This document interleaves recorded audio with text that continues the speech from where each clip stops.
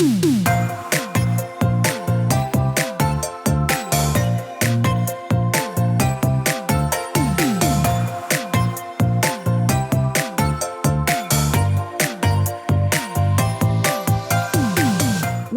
to the Plant-Based Podcast. Did you know that plants are truly amazing? Not only can you grow them and eat them, you can also wear them, drink them, nourish your skin with them, and so much more.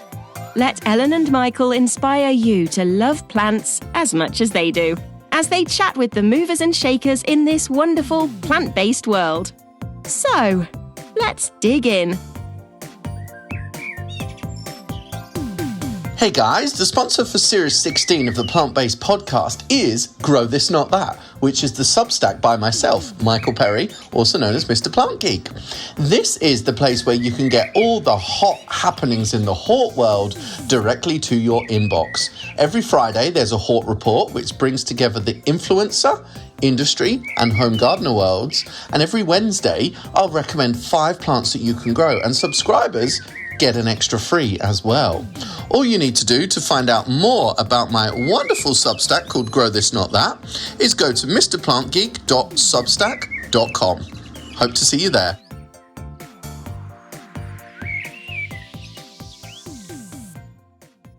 Hey guys, we're here today with wildlife expert and author Kate Bradbury, who we think you're going to love. She's a wildlife writer who manages to attract an astounding number of wildlife species into her rather urban Brighton back garden. She's written for numerous publications over the years and also features on BBC Gardener's World.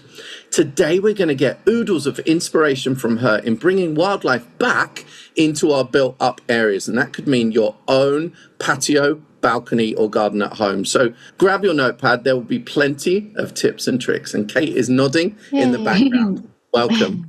How are you? Hi Michael and Ellen, how are you? I'm good, thank you. Good. How are you? Thank you. Ellen's got a signal drama, so she's kind of ghosting in the room at the minute. We can't see her, but we certainly know she's there. I've got to be honest, it feels really weird to have my video turned off. I don't think I don't think I've ever done this before. It's like I can see you two and you can't see me. I genuinely feel like I'm spying on a podcast recording or something. Anyway, welcome to the podcast, Kate. Sorry you can't. Thanks, Ellen. It's okay. I'm just imagining you. It's all good. Thank you. Now, we've both spent time with you at different flower shows. I think, Ellen, you were Hampton Court, I was Tatton. And we love how you talk about wildlife. You're really inspirational, very just kind of not down to earth. That always sounds cheesy. Just very kind of realistic about things as well, of what people can do. So that's why we wanted to get you on the podcast. But wind us right back to your background. Were you interested in wildlife as a child, Kate? Yes. I think, I was one of those kids where I was always in the garden. I was always pottering about, playing with worms, looking at the birds. I was always, my mum just used to throw me and my sister out in all weathers, with our coats and scarves on and just say, play. And then, and so we'd just be stuck out there for hours and hours and hours. So, I basically grew up in the garden. So I tell people I've been in gardening since I was about 3. And I've always been very soft on wildlife. I think as a child, I took a lot of it for granted. It was just there. It wasn't really encouraged at all. I remember my dad put up a bird box, and I was being like, one day he waited for both parents to leave the nest box. It was a pair of blue tits, and then he really quickly grabbed me, lifted up the bird box and showed me what was inside, and it was these little mutant alien blue tits all screaming for their parents. I think my love of wildlife sort of developed as I got older, when my my partner at the time, her flatmate threw an old duvet into the backyard, as you do. And this is sort of 20 odd years ago. And, better than the TV, better than throwing the TV. Yeah. But a bumblebee, a red-tailed bumblebee, made a nest in it.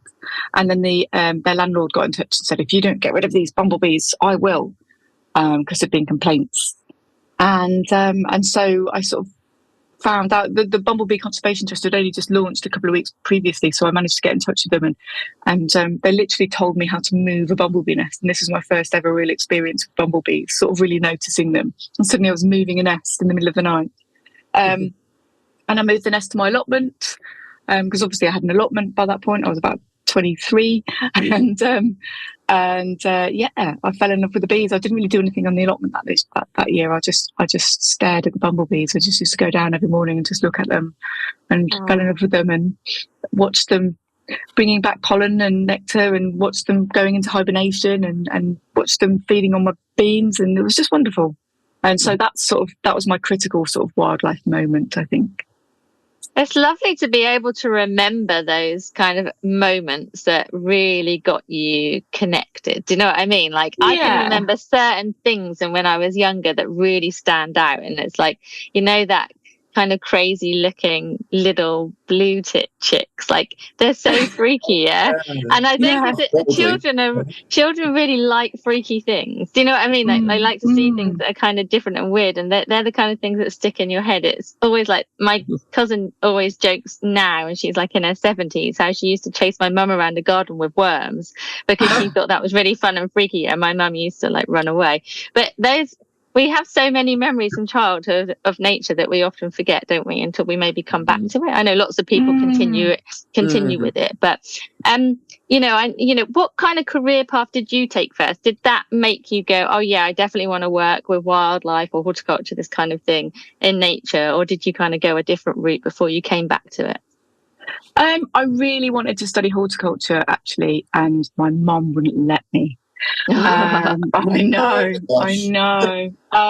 And so I've got a degree in politics, which I've never used. And such a mic drop moment, Kate. I know. I'm still very interested in politics, but not. Just never really used it. And after I graduated, I then went and did a master's in journalism, and then started writing for gardening magazines. I mean, literally at the age of 23, 24, was writing off to gardening magazines and sending them stuff for free. I mean, very sort of intensely, this is what I want to do. All of my mates were still, running around town being idiots, and I was doing quite a lot of that as well. I was doing both. And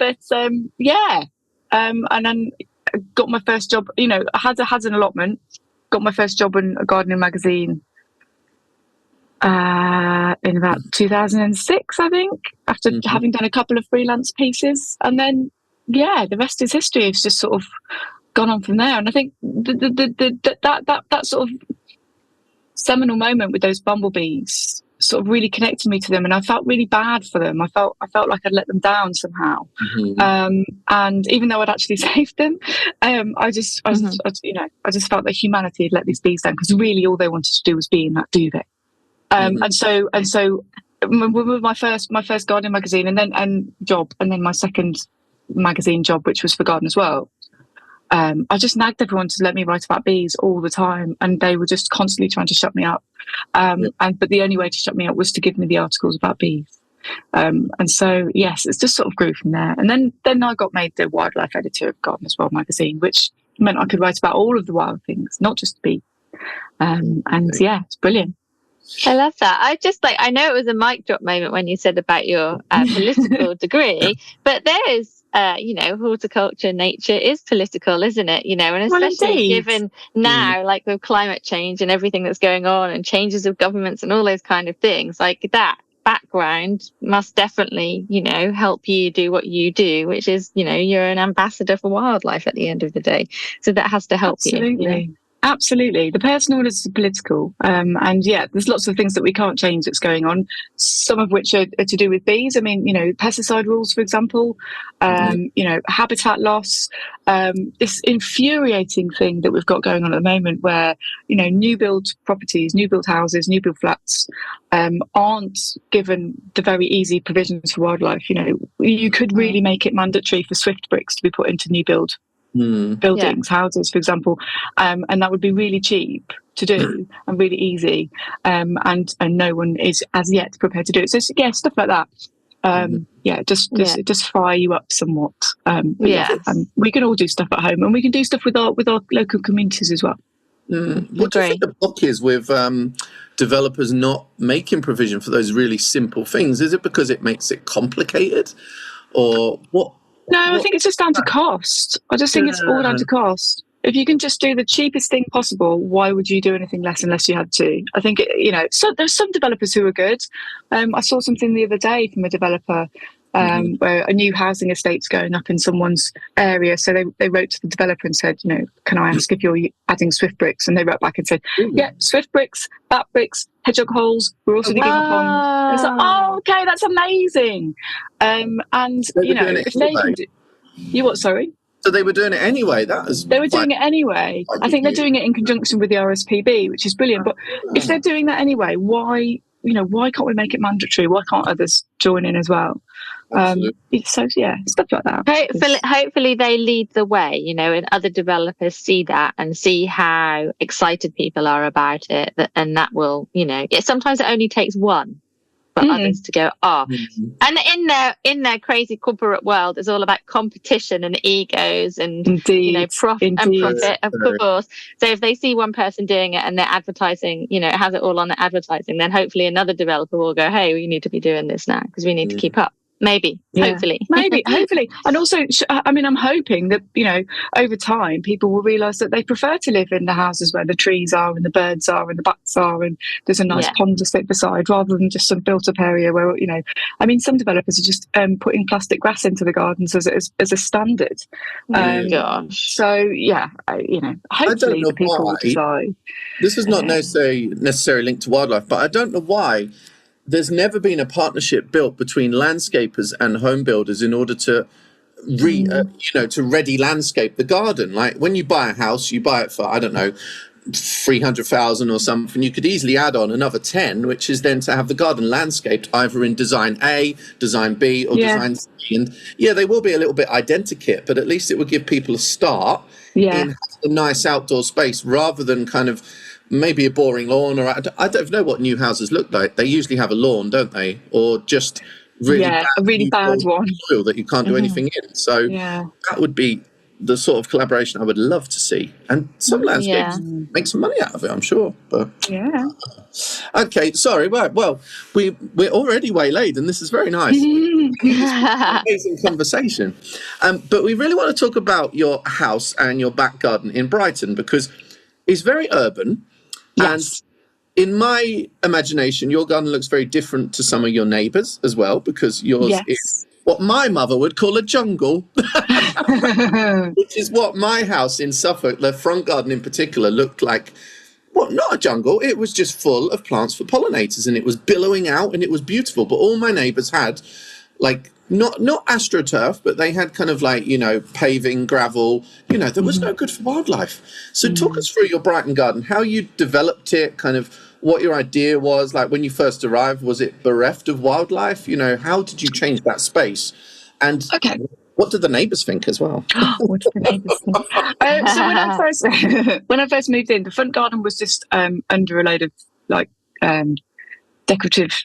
They're called decorative stones, aren't they? They're anything but decorative. But it was, the front garden was just sort of weeds the present membrane with a load of stones on top. And the back garden was sort of 1960s design of gardens. There's like a cement path going up one side, some very narrow borders. There was a Japanese spindle. There was, a giant jasmine. Nothing had been pruned for sort of 20 years. Someone had tried to suppress the roots of the Japanese spindle by surrounding them with plastic bags. It was just ridiculous. There was a eucalyptus tree right outside the back door, of all things. And I just sort of started pinkering, and then I thought, do you know what? I'm just going to take it all out. So I ripped everything out, and then redesigned it and replanted it. I planted 3 trees, a rowan, a silver birch, and a hawthorn. I've got a tiny little hedge at the back. I've got shrubby bits on it's west facing, so the north facing side I've got sort of native shrubby plants, lots of Japanese anemones for colour, and what are they called? Snowflakes, Leucojums in spring, and lots of ferns, obviously. And then on the right hand side, the sunny side, I've just got this massive nectar bar, this big thing, where I've got something in flower between sort of February and November as a minimum. Really. Some of them sort of carry through all the way to January. And then I've got a huge pond, which has got frogs, toads, and newts in it. The frogs and the toads are breeding. The newts haven't started breeding yet, but I think they will. And that's amazing. It's such an urban space. You know, I'm 1 block from the high street. You know, I've got Papa John's at the end of my road. Wow. it's very urban. So to have toads, especially because toads isn't sort of associated normally with more rural habitats. And I think potentially what's happened is one of my neighbours has accidentally rescued some tadpoles from somewhere, and they've turned out to be toad tadpoles. But the fact that they're breeding and they're surviving in my pond and they're living in this area is brilliant. I've got a log pile under my bench because it's a small urban garden. I haven't got room to have a big log pile, so I've got my log pile under my bench. I've sort of to the side of the shed, there's a very large overhanging roof which stops rain getting to the ground. So I've sort of got a big open habitat pile there, which is basically like a big compost heap, big open compost heap. So I've got loads of spaces for wildlife to live. I've got hedgehogs, I've got frogs, toads and newts, who just said. I've got loads of bees. I mean, not this year. It's a terrible year for bees. It's a terrible year for butterflies. But the habitat's there for them if and when they pick their numbers up. And then in the front garden, I took up all the stones and the weed suppressant membrane. Initially, I planted another big nectar border. But actually what I've done is I've converted that into meadow now, because I did have a bit of a meadow going on in the back garden, but then when we got a dog it suddenly became impractical. So I've got a short lawn in the back, and then I've got a little meadow in the front. So again, it's tiny, it's like a few meters squared, but I've got a little tiny meadow with lots of sort of native perennial things and grasses, I've got bees visiting and butterflies breeding in it, which is good. I mean, it sounds idyllic, like in an urban environment, to have all of that and so much wildlife. Do you think it's inspired your neighbours to give it a go, or do they walk by and think, what on earth is that? I'd say it's both, to be honest, Ellen. I think I've had neighbours knocking on my door asking me. I've got one neighbour she's got a bit of grass outside her front, and it's not hers, it's not the council. No one really owns it or know whose it belongs to. And she said, I'd like to turn it into a meadow like your front garden. So I've been helping her with that. I always save seeds for her and scatter them, on her little patch for her as well, so it's nice and floral. I've got other neighbours who, someone walked past the other week as I was cutting my meadow, and she said, you're having a tidy up, are you? About time. So, you get a bit of both. But my front garden neighbours, my neighbours, my immediate neighbours, all of their front gardens are quite wild now. So actually pretty much we've got this kind of like little meadow habitat going on between the sort of 5 of us. So that's really nice. That's so lovely. Do you know, sorry, Kat, I was just suddenly thinking of something. If I don't say it, I'll forget, because I'm at that stage of life. Go on, Ellen. Get it out. There's a certain kind of age group, because obviously each decade has changed a little bit. So my parents, for example, if they see that the roadside verge hasn't been cut, they're like, I can't believe that's not been cut, it looks so messy. And do you find that, with maybe neighbours or in general, and I know that there are some allowances, because obviously some people know, but generally a certain age group are much more about formal gardens, formal topiary, cut edges on the lawn, and everything, being like very formal, like my parents are. My mum once said to me, Ellen, your garden is definitely a wildlife garden. I was taking it as a compliment, but she definitely wasn't meaning it that way. Do you see that, when people comment, is that a thing, do you think? I mean, yes, to a degree, but also it's the older people who have seen the declines. It's the older people who say, and sometimes they do in one breath say you need to cut that down at the same time as saying where are all the butterflies, and I have to sort of politely hold my tongue. But our parents' generation, they used to see nettle patches dripping with caterpillars. They used to see butterflies dripping, buddleias dripping with butterflies. I mean, not really in my lifetime have I ever seen that abundance. I've seen certainly more abundance than I'm seeing now, but they've really had quite a wake-up call as to the declines of so many species. I mean, pretty much all species are in free fall at the moment, which is, no, that's an exaggeration. I would say all species are declining, and some of them are declining more than others. But, you know, they've seen that. So, yes, some people would rather everything to be neat and tidy, and they don't quite understand that neat and tidy equals suppressing life of some species. But a lot of older people really get it. A lot of people say, okay, we've been obsessed with all of this tidiness, and now we're sort of reaping the consequences of that, which is there's no butterflies. So it's a mixed bag, I'd say, a bit of both, really. I'm going to be balanced about it. And there's lots of younger people who just want everything to be really tidy, but, you know, I think sometimes you know, these feelings are taught, and so it depends who's taught you, really, doesn't it? Yeah. Do you know what? I got to jump in there with something, actually. This trend for gardens that are grey. What is this all about? They have faux turf, and then they have just like grey furniture, or it's just ghastly. Oh, and my these God. composite, these grey fence panels as well. These plastic fences where nothing can live. It's just so tragic. I hate it. Oh my gosh. Yeah, I think too many of us have we've evolved ourselves several steps too far away from the world we actually live in, which is the natural world, and we need to evolve back before we lose everything. And yeah, part of that, I think, is just reconnecting with our gardens. And, you know, if everything is grey, then just grow some plants and you can turn it green. You can literally turn it green in a season. And that's really powerful. I don't know where, like, sorry, we'll get back on track in a minute, but these are important little, you know, avenues to go down. I don't know, like, I know this sounds cheesy, but, like, if we think about these grey gardens for a moment, right? Are you in the room, Ellen? Are you in your cupboard? I am. I'm still here. The noise. Think about these grey gardens, and this is kind of like the gardens of kind of like the influencer generation a little bit, isn't it? You know, this look is kind of maybe it's the look that you have on Love Island or something like this. La la la. Do we actually need? And this, I had never thought about this or discussed this before. Do we need like some influencers kind of coming out of that influencer culture that then kind of embrace gardening, and maybe they even have to be paid to do it, I don't know. But that would be an interesting pivot, because they, as much as we don't like the feeling, they actually guide a lot of the culture at the moment of the masses. And I wonder if is the way to really get into the public psyche, because there's plenty of us, people like us, who know all about nature, and we're kind of going off in that direction and being very natural, but the majority are still doing this kind of like composite decking kind of feeling. Don't know if that's the way to go, because they're probably never going to listen to us, if we're honest. Yeah, you know? That's all these. There's another way into that. I don't know what you guys think. I don't know, really. I mean, I probably. Yeah. It feels a bit cringe, but I think that might be what needs to happen at some stage.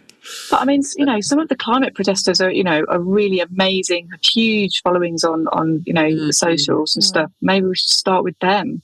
Yeah, but I think there's two distinct types of people out there. You know what I mean? So you want to get the other. Yeah.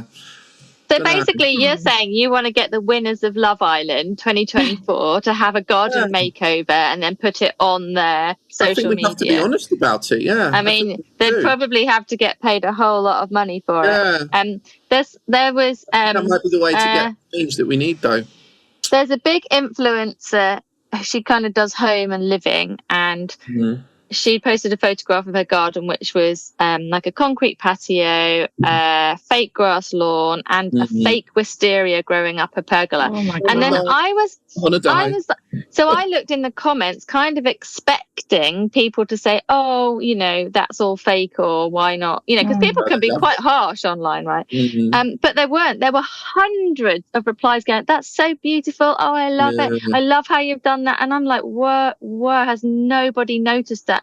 It's all fake." So like, we can use social media to our benefit and maybe switch that around. And I'm going to just say a celebrity name now. I actually really like Rylan, I might add. I think he's great.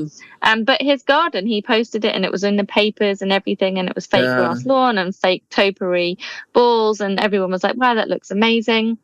And I suppose my surprise is how many people respond saying how beautiful it is. You know, that's kind of. And again, that just shows the disconnect. And some people won't even notice that it's plastic.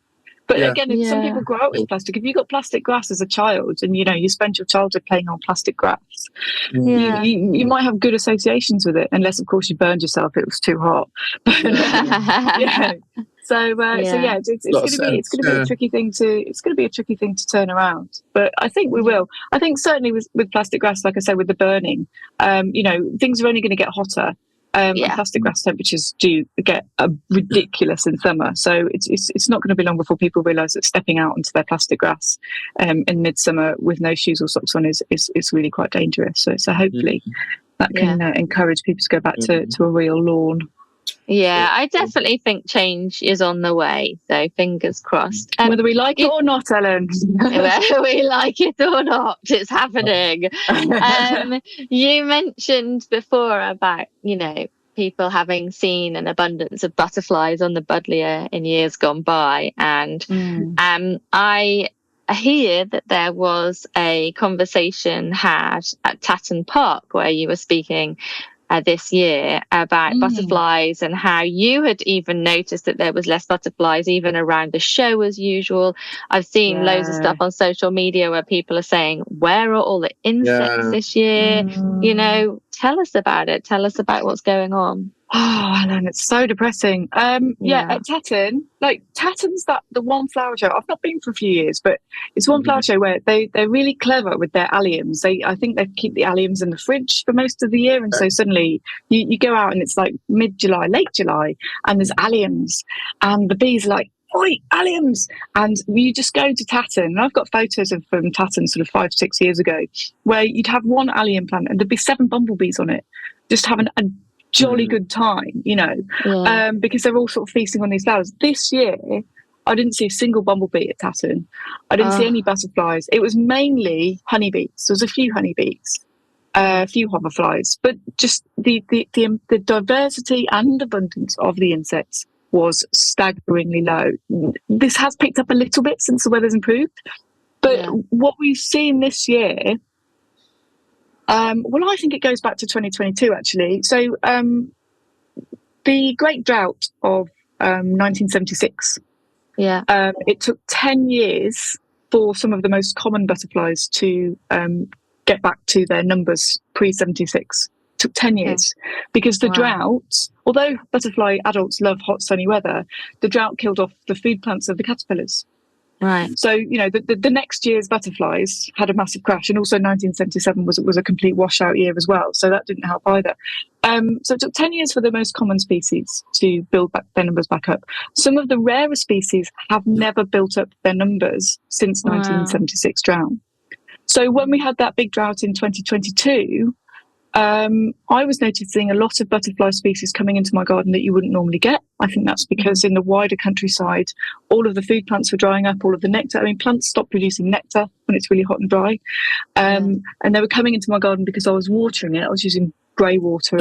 I'd run out of rainwater very quickly, but I was using grey water to try and keep everything going. So I was getting lots of butterflies coming in.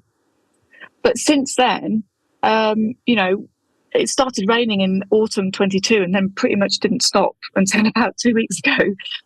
So we had a very wet winter. Then we had a very wet summer last year. Butterflies are terrible in wet summers. They can't fly. They can't go and find a mate. Then we had a really mild winter. Mild winters are terrible for insects because they can literally rot. If they get exposed to fungus, then they can rot. And then we had this very cold late spring.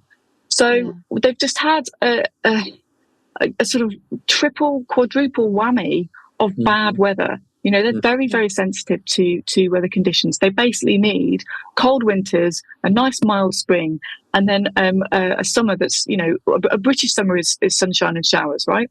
That's what they need. That's what they've evolved with over the last 12,000 years since the end of the last ice age. So the fact that the climate's changing and becoming more unpredictable and more extreme is really knocking our insect numbers. And yes, I hope there'll be better years. We've got to keep going, but there's no guarantee that this isn't just going to get worse and worse, which is pretty terrifying, to be honest.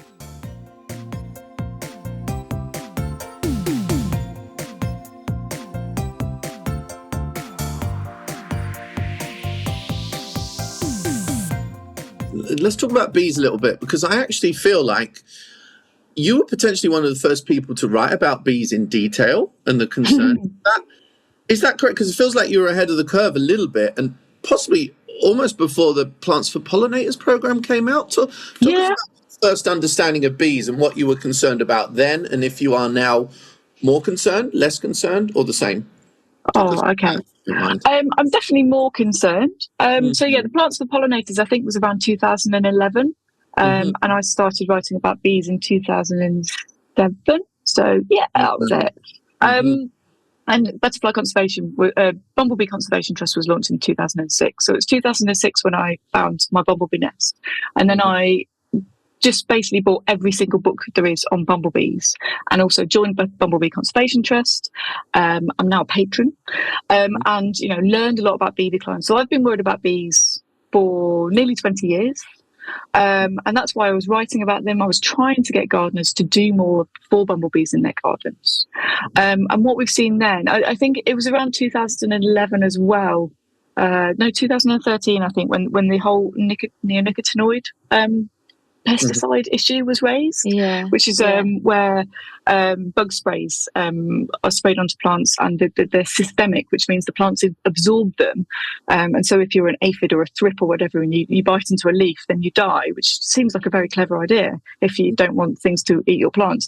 But unfortunately, these poisons were also present in the pollen and nectar of the flowers. So when the bees were gathering pollen and nectar to take back to their nests or their hives, you would quickly get a really high concentration of these pesticides, which would be fed to the grubs, which basically made them completely disorientated, made them less likely to survive, and decline, just adding to their declines. So all of that was going on. We have banned neonicotinoids in most of Europe now in agriculture, but every year the sugar growers in Suffolk are still allowed to use them. We have not banned them for use in gardens. So when you go into the garden centre or the supermarket even, there's rows and rows of bug killers and pesticides available to buy, which all contain these chemicals that have been banned in agriculture. And at the same time, the habitat loss is still there. The climate change is getting worse. And it's all of this is cumulatively putting pressure on our insects. So the situation's a lot worse than it was when I first started writing it and about it. And I am more worried than I was. And also, I just feel like, could I have done more? I started writing about this 20 years ago. Have I not done enough? What did I do wrong? Because actually, potentially, if we'd all stepped up 20 years ago, then we wouldn't be in this situation now. And so, perhaps I didn't raise the alarm as well as I could have, which makes me sad. Kate, you do so much. You're an ambassador for wildlife. Like, there's, you've written books, you write in magazines, you do media, you talk at shows, you really, are the go-to person for all of this. So, you don't have that on your shoulders. Like, that's what it just, you've done such a lot, for people and the bees and nature and wildlife overall. It's really, other people have got to do more. Everyone's got to be doing what you're doing. That's what, is going to make such a massive big difference. I'm going to say something that's going to cheer you up a little bit, Kate, after saying that. And that is, I'd noticed the same, like you were saying, there's really been such few insects this year, all types, not just bees and butterflies. And my allotment is usually alive, like it's very biodiverse. It's planted specifically for wildlife. Everything I do has wildlife in mind. And I walk to the allotment and it's just literally, I get there and it's full of life and it just brings so much joy. And this year it hasn't been. I'd barely seen a bee. I've maybe seen one or two cabbage whites later on in the season, and it's sad. And last week I got down to my allotment. I've got a big herb patch. I let them all go to flower, and I brushed past it and it was full of bees. And it's only just this little patch, and it was literally buzzing with bees. And I am not kidding you, it brought a tear to my eye. It genuinely brought a tear to my eye with joy. I was like, thank goodness for that. what would the world be like without insects, you know? But we can all do a little bit. Imagine if everybody's garden just had a corner where they just let a load of herbs go to flower, like just that. Do you know what I mean? You can do these tiny little things that make such a big difference. And what you're doing is educating people, you know, to do that. So thank you for all of that you do. You know, I'm sure you couldn't be doing much more without complete burnout, I'm sure. Okay. But it's lovely to see them, you know, just buzzing around when they are. It is really nice seeing that they've had a bit of a renaissance, if you like. And hopefully, you know, we'll have some sort of reasonable weather, and by reasonable weather I mean sunshine and showers, not too hot, not too wet, not too dry, and they can just sort of carry on and maybe you know, just have a little bit longer, you know, that we don't go sort of nosedive into autumn, that we have a bit of an Indian summer. That would certainly be better on my allotment as well, because the allotment's been terrible this year, and I've got squashes that I really would like to grow and ripen. So yes, let's pray for an Indian summer. I think all of us feel the same about our allotments this year. That's absolutely for sure. A question that we'd love to ask you is, you know, kind of the debate that we often see about native or non-native plants. Like what should we plant? What should we never be planting non-natives? What even is a native? Because that can be skewed a little bit as well. Oh gosh. Okay. I mean, where should I start? Should I start with what is a native? A native is considered to be a plant that is indigenous to the country since the end of the last ice age. So the ice started to retreat about 12,000 years ago, and from the last ice age. So all the plants that were here from that point are considered native. Then there's things that are naturalized, which came over with from the continent. I mean, remember, you know, sort of very early on, you could walk from the continent to here before the ice completely melted. And so there are some things that have been naturalized, which are sort of considered not quite native, but not quite non-native either. So things like your corn poppy, loads of other stuff that I can't think of at the moment. And then you know, your non-natives, but non-native. I mean, look at Scots pine. You know, Scots pine is always used as an example of the sort of native versus non-native argument, because Scots pine is native to Scotland. So if you plant it in Cornwall, is it native or is it non-native? So there's lots of confusion here. I think the main thing is that for me as a gardener, trying to just keep lots of species going and use my garden as a sort of, you know, oasis in a sort of sea of concrete, is to grow as many plants for wildlife as possible. Many of these are native, some of them are also non-native. So at the moment, all of our moth species, we've got 2,500 species of moth. Most of those lay eggs on native plants only. So native shrubs, so things like hawthorn, hazel, Gelder rose, birch, you know, all of those native shrubs and trees are really useful for egg-laying moths. And obviously, if you've got the caterpillars of those moths, then that will provide food for birds, hedgehogs, frogs and toads, etc. So I think always have a base layer, if you like, of native shrubs in the garden. And then, you know, your weeds, your things like dandelions and your docks and your grasses, let them flourish in corners, because they will also provide forage for caterpillars. And then when they seed, they provide food for birds as well, and flowers for bees. But then, sort of from a pollen and nectar point of view, pollen and nectar is basically the same, whether it's native or not native. You know, in the UK, our sort of natural flowering window ends in about July, and then everything just sort of starts to tail off. Whereas because of climate change, we've got lots of insects still on the wing until October. So actually, growing lots of non-natives can help to extend that period of nectar and pollen for pollinators. So growing things like Verbena bonariensis, which is from Argentina, growing Rudbeckia, sort of North American, you know, those sort of plants that flower later in the season can be really beneficial to pollinators. I also, there's another thing with climate change, we're going to have lots of species arriving here from the continent. And so we need to be looking at near natives. So I think Mediterranean plants, things like that, certainly they're going to be more resilient to droughts. but they're also going to be providing food plants for some of the species that are arriving here because of climate change. The climate change refugees, if you like. There's the long-tailed blue butterfly, which is very common in France. We get a few over here in Sussex, where I live, every summer. They feed on everlasting pea. And we've got the European swallowtail as well, which is in France is a pest of carrots and other umbellifers, parsnips. But over here, it eats fennel. But again, tiny numbers, but we can expect those numbers to increase. And so actually growing those food plants can actually welcome them, welcoming refugees. And I think that's really important as well. So no, I don't think we should strictly be growing natives, but I think we should be mindful of the fact that at the moment, natives are really useful for lots and lots of species. Because great answer.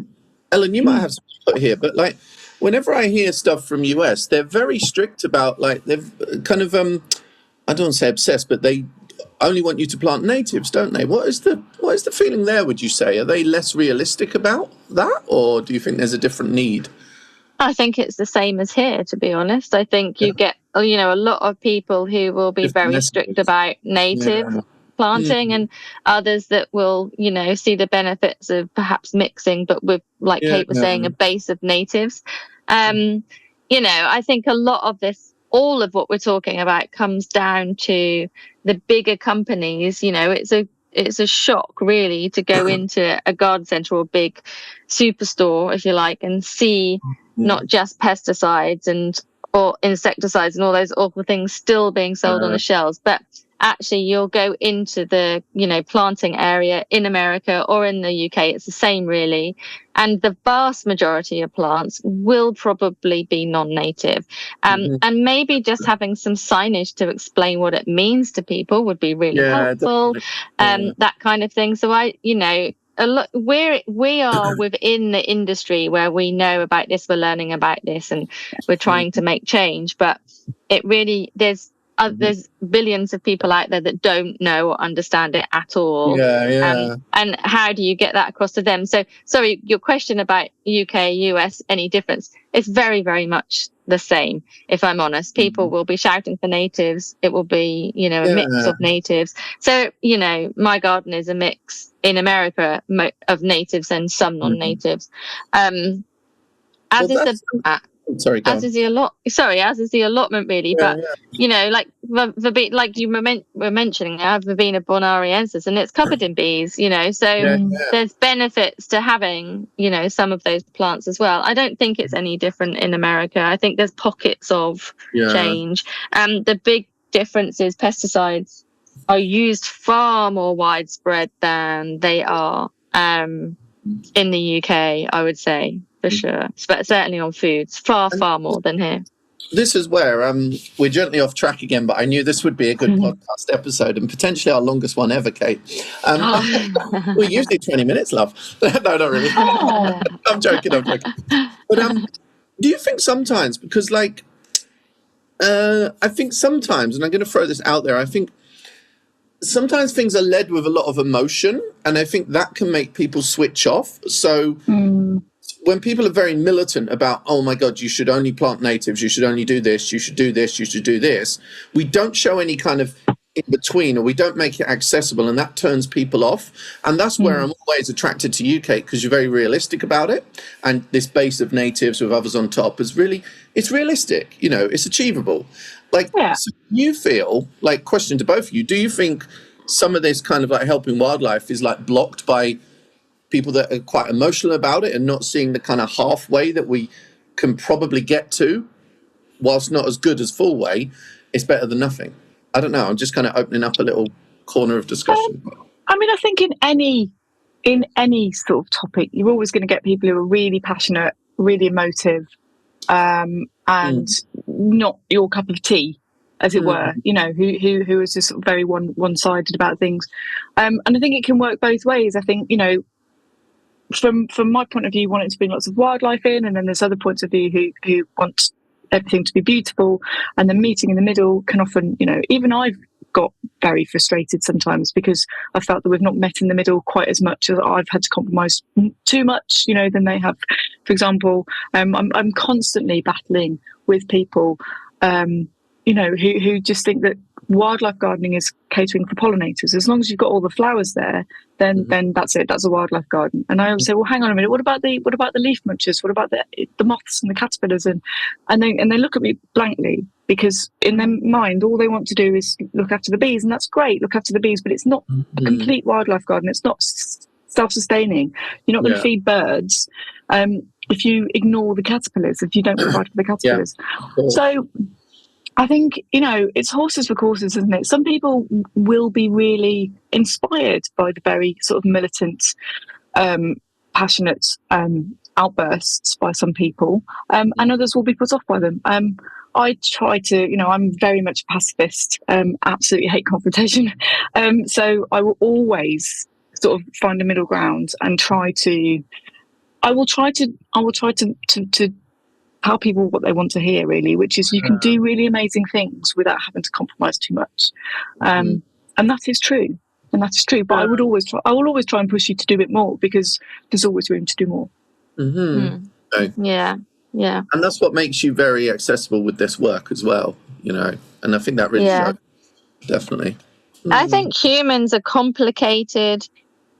We've made it very complicated. Our brains have become more complicated because of the whirlwind that we've created on Earth, and we hate being told what to do, and if you say you must do this, people freak out about it. And with regards to kind of like, say for example, saving, I'm not using plastic, that kind of thing, it's better to have most people being imperfect than trying to push everyone to do it 100% perfectly. So if everyone could just do a little, there's billions of people on the planet, if everyone could do a little, what an incredible difference that could make. So like you, Michael, I think, Kate, how you put things across, sort of compromising and just encouraging without being overly in your face about it, do you know what I mean, and saying you absolutely must do this, or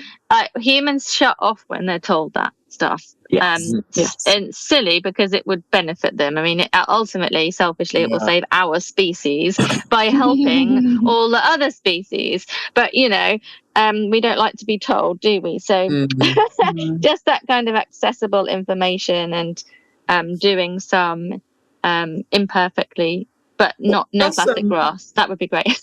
That's actually a really interesting avenue to go down. Like, people don't like being told what to do, because a couple of days ago, I'd just been in Spain on holiday, and like at the beach, there's this like big slope, and it gets quite dangerous and slippy, and like when the sand's on it, people can easily like roll off and stuff. So they kind of like barriered it off, and there's actually then a kind of more gentle slope that zigzags, like more of a wheelchair route. But people still bust through the barriers because they see this as a much quicker route to go up this really steep slope that is really dangerous. And I sat in the cafe, and you still see people tripping and kind of like almost over. Why are you not following that advice to go the slightly longer route through the zigzag, which is much safer because you don't like being told what to do, or because you like the shortcut? There's a couple of things that could be there, but it's just mad, isn't it? Yeah. So anyway, that was an avenue that didn't mean anything, but I just wanted to mention it on holiday. I don't know. But we want to talk about your pond, because how easy is it to have a pond in a garden? And is it achievable even, we are going to talk about balconies as well. Is it possible to have water space on a balcony? How do we make this happen? Garden ponds are great. They do require a lot of maintenance, I'm not going to lie. They get blanket weeds, and the pond plants grow too much, and then you have to cut them back, and you have to top them up when it's too dry, and you have to maintain them in the way that you have to maintain a garden. You can't just dig a pond and let it go. It'll be horrible. But you wouldn't expect that in a garden either. You can't just plant a border and then not touch it, because that will also within a few years be horrible as well. So they require a lot of maintenance. I've got a pond that's dug into the ground. I've also had ponds in containers. So talking about balconies and courtyard gardens, you can have smaller ponds in containers. An old baby bath is a really good vessel for a pond, as is a sort of butler sink or Belfast sink. And they can make quite good dinky little ponds. I wouldn't go smaller than that. Some people say, oh, you can just have a washing up bowl with water. I think you're only really going to attract mosquitoes if you do that. If you have something slightly bigger, you can plant more plants in it. It can be a slightly more rounded habitat, and then you'll get a variety of different species. You'll certainly get mosquitoes, but you'll also get the things that eat them. Okay, that's cool. I've got an indoor pond. Have you seen it, Kate? No. Oh, that's cool. It's a bit mad. My water lily's not planted deep enough, and my duckweed has taken over a little bit. It has, hasn't it? Yeah. There is some cool stuff. I'm going to get my hands really dirty now. There is some water soldier in there as well. Where is that? Nice. My hands in my pond live on the podcast. Look at that. Nice. And it was covered in algae for the first couple of weeks, and then I put in some oxygenator, and it sorted itself out, to be honest. Cool. Lovely.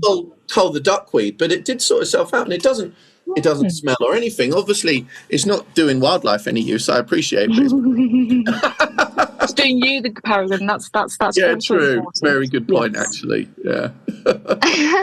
I think like tending to a pond is just like you were saying, tending to a garden. That's how we better connect. Like if we have these things in the garden, and you just take just a few minutes to go outside and potter, that's how we connect, isn't it? By doing those things. So, it all starts in your back garden or on your balcony by having like your little pond bucket or whatever it is you choose. That's how we make that connection, isn't it? Totally. Yeah, absolutely. I had a little pond bucket out the back of my house in the city, in Norwich City. And nothing much.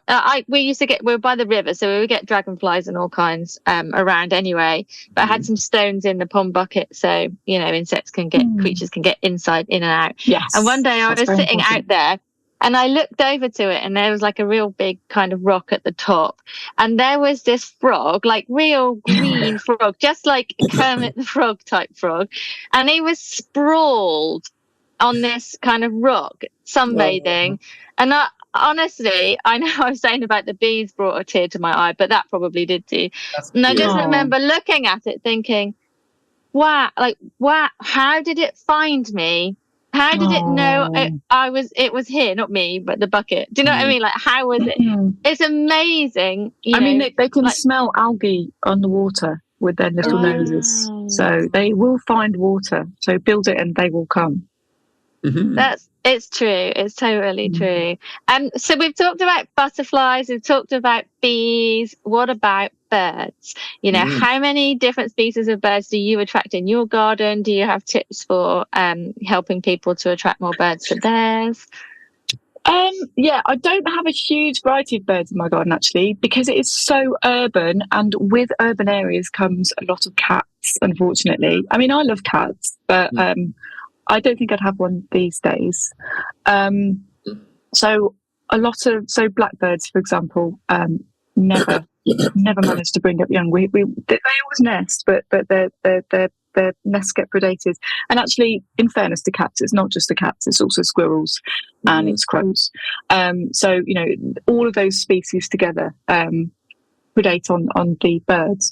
But I get, what do I get? I get house sparrows, I get tits, I get robins, I've got wrens, which are absolutely gorgeous. Wrens have had quite a good year this year, actually. Yeah. And so, in my garden. And it's brilliant. I think how to encourage more. Grow more plants. I think, lots of people think, I'll bring birds in, so I'll put up a feeder and I'll put up a nest box. I would say the first thing to do would be to grow more plants, because that creates the habitat. So if you haven't got any climbers on your walls, for example, plant climbers, so you've got more of a 3D thing going on, you've got more habitat. Plant a tree, if you've got space for a tree, plant a tiny hedge, all of these spaces, birds can dive into. Birds will not visit bird feeders unless they've got somewhere to escape to. So you might find that you hang a bird feeder and birds will never visit it. If you hang a bird feeder from a tree, then they will visit it, because they can duck to safety if they need to. Yeah, they need to duck in and out, don't they? They need to duck in and out. Like and some of them will sit on the feeder and just feed, and some of them will take the food and go off somewhere and feed from it, and some are more sheltered. And also with bird boxes, there's no point in encouraging birds to nest in your garden if they're not going to be able to feed their chicks from your garden. So this is where the native plants come in. So letting native plants grow, where you've got the caterpillars, because baby blue tits, for example, eat 100 caterpillars a day for the first 3 weeks of their lives. So you need a lot of caterpillars, and one garden alone can't support a family of blue tits. But if you and your neighbours get together, you grow native plants, whatever, or even if you just do it on your own, somewhere else, the grey tits will be enjoying your caterpillars, even if they don't nest with you. So I moved here in 2019. In 2020, I had my first great tit nest. 2021, nothing. 22, nothing. But I was doing a lot of filming in those springs, and I think that put the birds off. 2023, I had a robin nest, which just made me so happy. It was amazing. And then this year, the great tits came back and had 2 broods, and I also had house sparrows nesting in the front garden as well. So this year I've had 3. The house sparrows had 2 broods as well, so I've had 4 successful nests this year in the garden, which is amazing. So it does work, but I would certainly do put up the bird boxes, do feed them if you want to, but the main thing is to grow the plants that can sustain them in the long term. And that's the caterpillar food plants. It's the plants with seeds. So when your flowers go to seed, just leave them there over autumn and winter. And it's berries as well, so they can feed themselves. Perfect. This has been so good, honestly, and I think our listeners will get so much take home, very very realistic. Tell us about where you're writing now, because I think when we were talking about the butterflies, you wrote on Substack, didn't you? Have you started writing on Substack kind of independently? Yeah, I've started writing. What magazines can we see you in as well? What magazines? I've started writing on Substack. So I had a book out in, when did it come out? June, called One Garden Against the World. So I've got a new Substack, which is of the same title, One Garden Against the World. And the premise is that it's about my garden and what I'm doing in my garden for wildlife. But actually, it's not just my garden. It's 30 million gardens in the UK and what we can all do together. So yeah, I wrote about the bees for my first Substack and the lack of butterflies. And then in my second Substack, I wrote about 3 baby seagulls that I became foster mum to, that lived in my shed for a few weeks, which was really lovely. And I haven't written one lately because my dog's been very poorly. But magazines. So I'm really enjoying the Substack. Actually, I've been meaning to do it for ages. It's nice. It's nice to write for myself. I think it's really important to write for yourself. Magazines, right. Gardener's World. I'm their wildlife editor. I'm still their wildlife editor. So you can read my little wildlife this month pages every month. So yes, I'm just about to write about the crane fly. Very exciting. If you're an RHS member, I've got something coming up, something very exciting coming up in the Garden magazine. I've got a country diary column in the Guardian, which I really enjoy writing as well. So bits and pieces here and there, and then books really. Trying to do more in the old books. That's brilliant. I think you're doing brilliantly. It's amazing, this kind of whole, mixed portfolio of wildlife writing and broadcasting and spreading the word. And like we've said all along, in this just really realistic and achievable way as well. So absolutely. Thank you. It's all good. It's nice to be appreciated by 2 such stars of the horticultural world. So I feel very honoured. Thank you, Ellen and Michael. That's very kind of you. No, thank you for being on the podcast. Where could listeners find out more? Tell us the name of the Substack. Just reiterate that to us. Like, what is your Instagram? Kind of where else could people find you easily if they want to follow you on social media or some of those? Okay, so my Substack is called One Garden Against the World. And yes, a new one is going to drop really soon. And then Instagram, I'm Kate G. Bradbury, or you can just search for Kate Bradbury and it will come up with me. I'm still just about on Twitter. Twitter. I really fell out of interest with it. Yeah, I feel the same. Yeah, I'm still there. So that's Kate_Bradbury. I'm not using it so much at the moment, but I'm still there, and I'm determined to make my corner of Twitter a really friendly place. So I think actually the more of us that do that, I think would be really good. Please don't leave. And what else? I'm on Threads, but I'm not really using it, but I might do. And I don't even know what my handle is. It might be the same as my Instagram. I don't know. They're always the same, aren't they? Are they? So it's Kate G. Bradbury then as well. think. Is that right, Ellen? I think Instagram and Threads will be the same, but others don't, because they're linked, but others aren't necessarily the same. So I randomly, many years ago, when I set up Ellen Mary Gardening Facebook, there was another one called Ellen Mary Gardening, which was a blank page. And so mine had to be Ellen Mary Gardening 1. And so like now that's my tag, weirdly, but there you go. Anyway, Kate Bradbury. Annoying. But if you look up Kate Bradbury, you'll see all the books, social media tags, and all the amazing work you do to help people bring nature, have that connection and wildlife into their garden. So thank you for everything you do. We think you're the star, actually, don't we, Michael? Oh, thank you, Michael's I didn't ask you that. I wanted our listeners to know. Like, what? Don't you play some unusual playlists from your house? Weren't you playing Swift schools? Tell us about that. I forgot to ask you, but this is really interesting. Okay, so Swift. If you don't know what a swift is, you are missing out. Swifts are the most amazing birds. They're shaped like sickles. They've got these really amazing shaped wings, and they scream. They do this little scream. And in June, so they arrive here every year from Africa. They sort of spend winter in the Congo rainforest, and then they arrive here usually in the first week of May, about the 4th or 5th of May. Not that I'm obsessed. And they nest in buildings. And the problem with swifts is that every year people have work done on the house. They might have a loft conversion, they put scaffolding up, they want to block up their eaves, and they block the swift holes, and it's really, really devastating. Every year swifts get evicted from their home, they get separated from their babies because people put scaffolding up, and they're not like other birds. They can't just hop into the hole, they have to sort of approach it from speed, and they just sort of dive in. That's why they're called swifts. So we really must be careful when putting up scaffolding, because we are really doing awful things with swifts. Anyway, they've declined by 50% in the last 20 years. The declines were declining anyway before that point.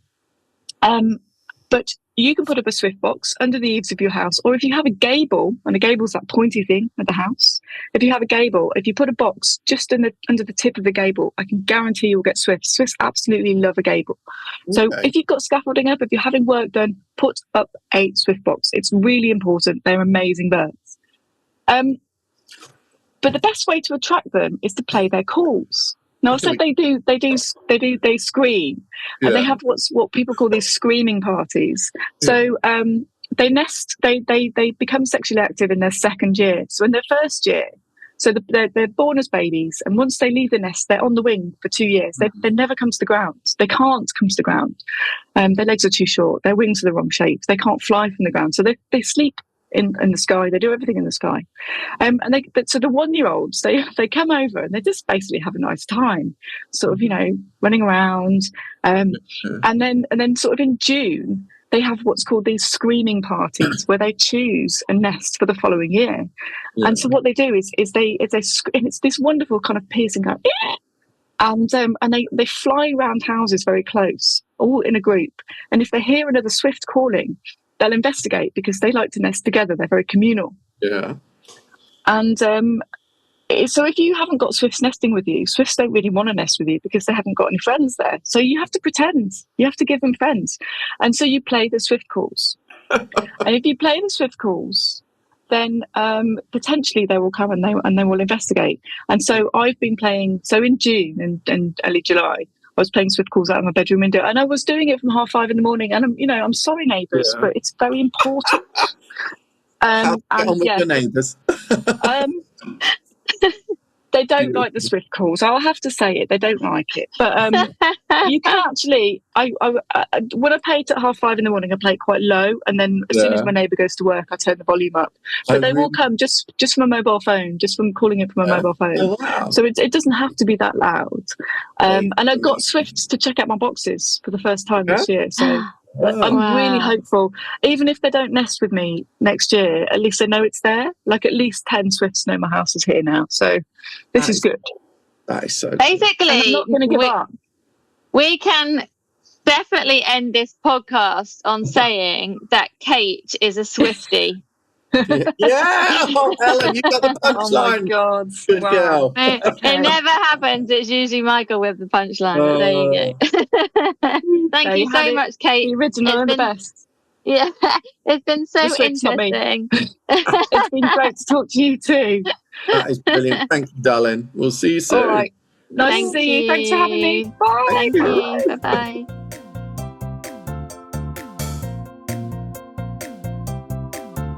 I'm so happy I slept so well last night. I'm pleased for you. Yeah. It makes such a difference. What did you do prior to sleeping to make you sleep so well? To be honest, if we knew that science, we would be able to run the world. Yeah. We were just interviewing Naomi Slade. You're jerking my gherkin. No, I'm definitely not jerking your gherkin. Yeah. It were great. Yeah. It were great. She was saying about when she gets all her best kind of inspiration for her book writing is when she wakes up in the morning. As I'm going to sleep, like in the few seconds where you're really just about to go, but you're not quite go, I get all my best ideas. And then you're in this state of sleep but not sleep. Do I wake up and write that down, or do I just go to sleep? I guess you could dictate it. I do that all the time. Yeah, it's a pre-sleep. Cool. And then my head goes into a spin, and then I'm awake for hours. Anyway, we should say welcome to the new series of the podcast. Welcome, Melon. How'd you like heading towards autumn? I don't want to be like everyone else on Instagram, but you don't want to be, but you are. Lanterns, aren't they gorgeous? So we're sitting on Michael's balcony at the moment, and we have beautiful Chinese lanterns, and we also have chrysanthemums as well, which is pretty cool. It's lovely up here. Girls. Yeah. Demure and mindful. And who's which? I don't know that either of us. Have you got that reference? I don't gone past you. What do you mean? Gone past. Oh, no worries. What you need to explain. It won't be a trend by the time the podcast goes out. Demure and mindful. It's a meme that's been going around on TikTok for like the last couple of weeks. So everyone's like, when they do something, I'm doing so demure and mindful. Oh, like the RHS one?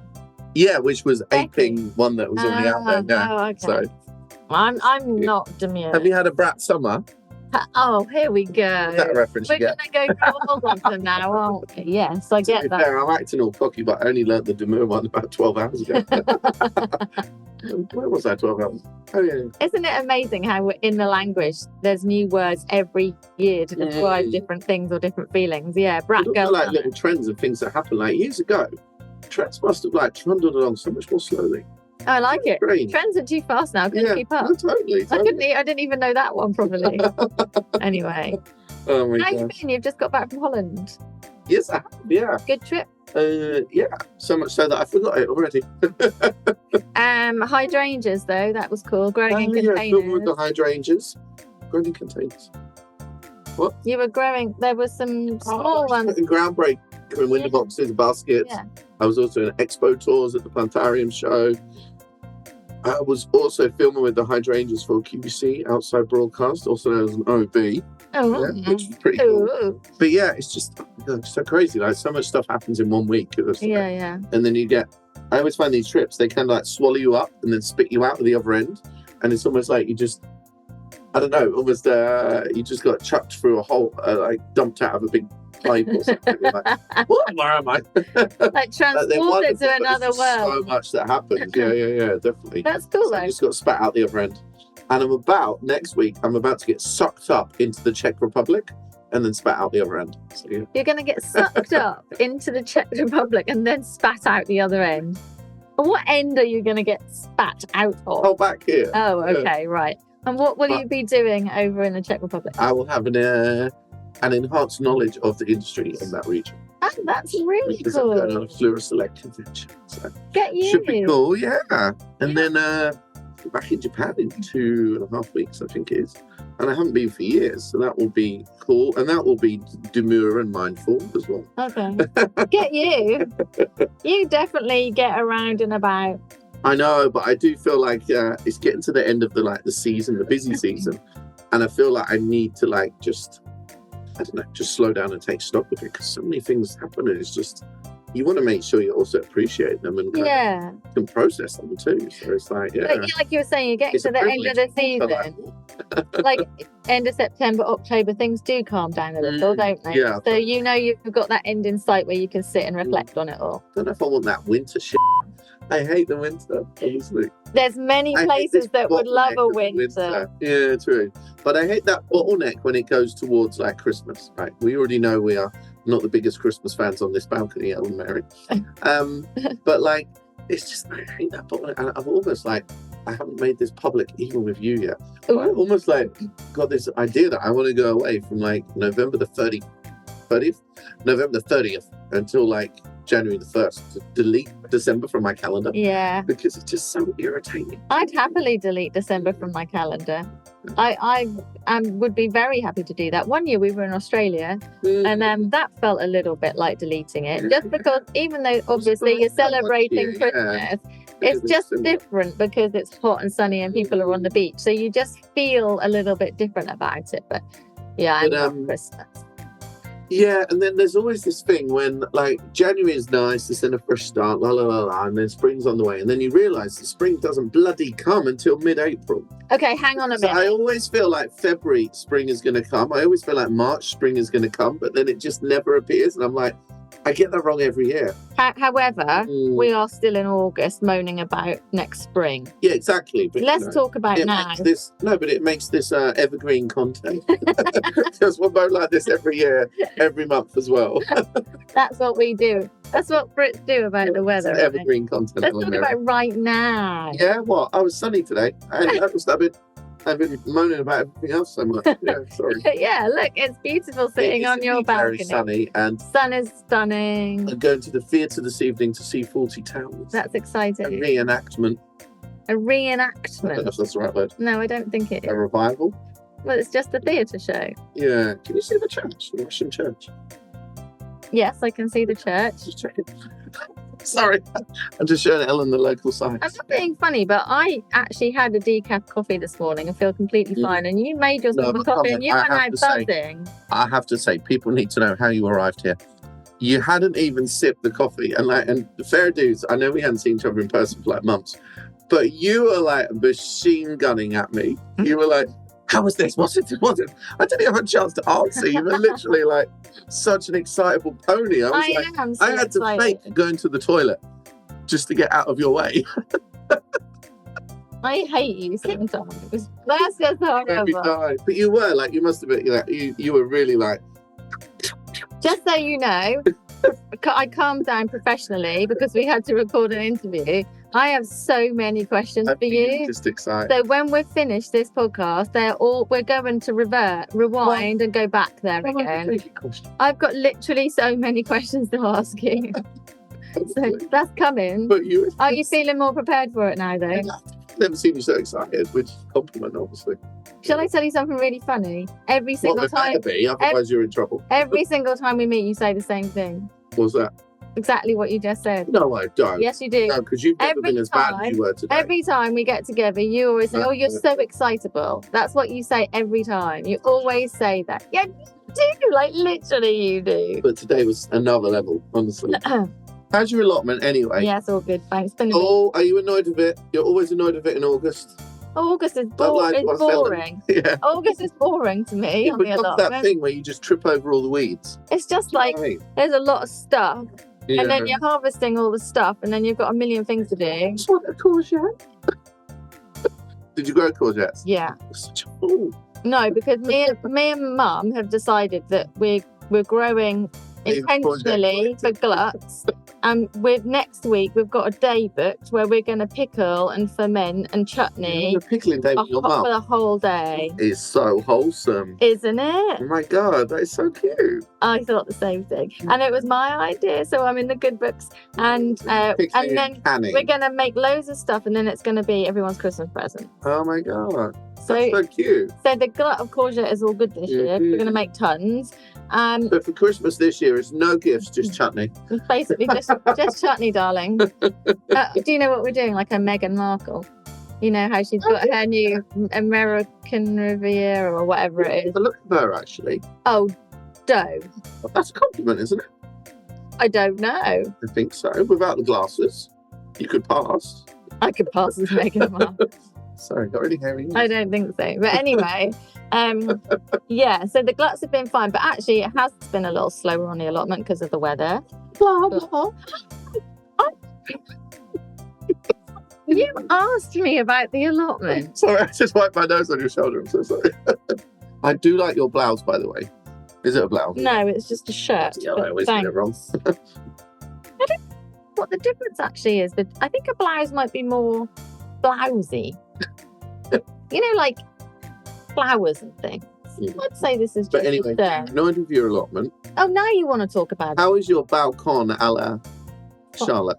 My balcony is great, thank you. Yeah. Cool. I'm very excited by the range of plants you have for pollinators. Are you? This is really weird. You don't mean it whatsoever. No, because it's really cool to I said this to you the other week on message. It's really cool to dip into this different palette of plants, which is really cool, actually. I just noticed that your Pittosporum's got whitefly. Just so I know.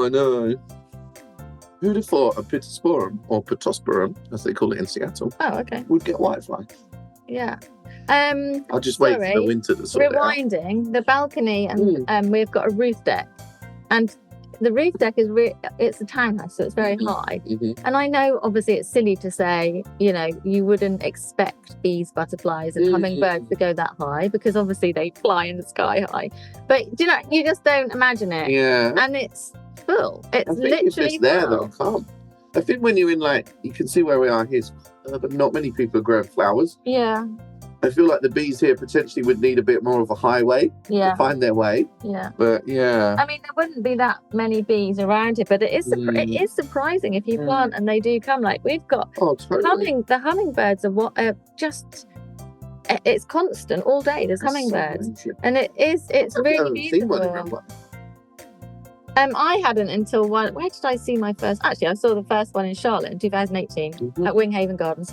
And I thought ever since then we're going to plant specifically for pollinators anyway, but hummingbirds. So I have hummingbird bush and other different things. So cool. And they just come, and it is, and sometimes they get they're interested, really? So they come quite close looking at you. But if you even blink, they're off, and they're gone in a second. Like you don't see them go. It's incredible. Are they?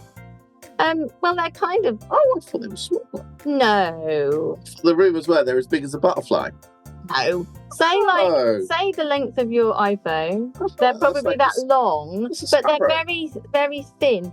And I was reading that their wings flutter something like 2,000 times a second, or something like that.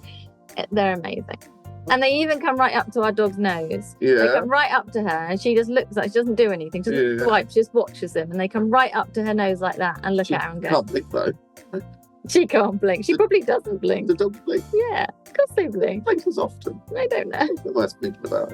It's so sweet, Ellen, honestly. I didn't say anything. We're going to go to Kew Gardens after this for a mindful experience. Do you want me to do Reiki for you today? Yeah, if you want, We'll have to do that here before we go, though. Can't we do it in nature? We can do it. You're worried we'll look weird. Well, we will look weird. Yeah, but everything that's good for you looks weird in public, my lady. Call you my lady. Victorian times. You can call me my lady if you want. But that's the thing, isn't it? You know, because, look, I'm wearing these Crocs today because when I get to Kew, I want to slip them off. But then immediately you'll look like the weird barefoot person at Kew. I don't think... It's so weird that all these things that are good for us, we just feel awkward about if we do them. I think more people are appreciating the nature connection thing. So enough. I think if you were barefoot, no one would think of that. I really don't. But if you're laying on the grass and I'm placing my hands all over your body, that's weird. Yeah, that could be weird. Anyway, nice chatting to you. Oh, is this again? So this series we've got Naomi Slade. Who else are we? Kate Bradbury. Kate Bradbury. Really we're also going to dip into houseplants. What's next for houseplants? Have a little houseplant. And we're going to question what's going to happen next on social media when it comes to gardening content. Yeah. Because, you know, I feel confident that I now know how to prune lavender. If I see one more, this is how you prune lavender reel, I'm going to smash my phone up. I'm going to release one. I'm going to be like, this is how you prune lavender, and I'm going to set fire to it from the base. I'm going to do that. I'm really looking forward to that episode. So it's actually been really interesting to hear what other influencers, what their views are. You know, people have larger accounts than me or you, and that spend more time on there than I definitely do. So it'd be interesting to hear what they've got to say about the community and what they think will happen in the future for gardening. So yeah, cool. It will be a great series. Thanks so much. Sing to the dog. All right, thank you. Bye. Cute. I can't find my singing. The sponsor for Series 16 of the Plant-Based Podcast is Grow This Not That, which is the Substack by myself, Michael Perry, also known as Mr. Plant Geek. This is the place where you can get all the hot happenings in the hort world directly to your inbox. Every Friday, there's a hort report, which brings together the influencer, industry and home gardener worlds. And every Wednesday, I'll recommend 5 plants that you can grow, and subscribers get an extra free as well. All you need to do to find out more about my wonderful Substack called Grow This Not That is go to mrplantgeek.substack.com. Hope to see you there.